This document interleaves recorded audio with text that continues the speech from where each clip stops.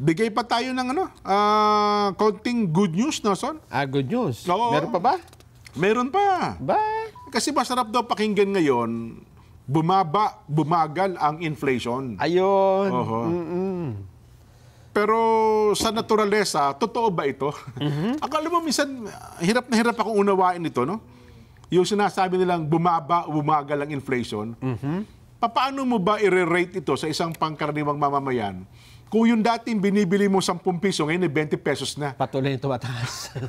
Pataas ng pataas, di ba? Kasi inflation nga eh. Yun na nga, pataas diba? pa rin ng pataas yan eh. Kahit sabihin mo mababa yan, o bumagal, umaakyat pa rin. So ang pakiramdam ng tao dyan, pareho lang. Ang misconception kasi lagi, bumaba ang inflation. Akala nila bumaba yung Akala presyo. nila bumaba ang presyo. Dapat deflation. Ang bumaba lang, compare mo sa dati, pero ang tumaas pa rin, tumataas pa rin siya, hindi nga lang ganun kalaki, gaya ng ini-expect nila ng pagtaas. Yun po ang parang paliwanag ata nila dyan eh. Di ba?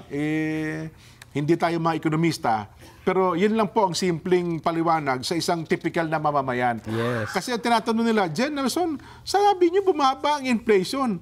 Wala naman kaming nakitang produktong bumaba.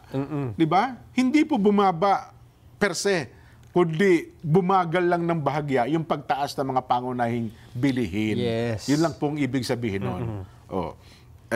Lalo ngayon, sa mga susunod na araw, ang magmamahal ngayon gulay at karne. Gulay at saka isda. Di ba? Marami tayong mga kababayan na medyo siguro ay hindi magkakain ng karne ngayon.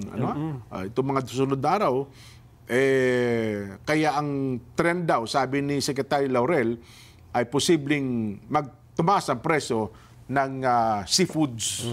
Ayan.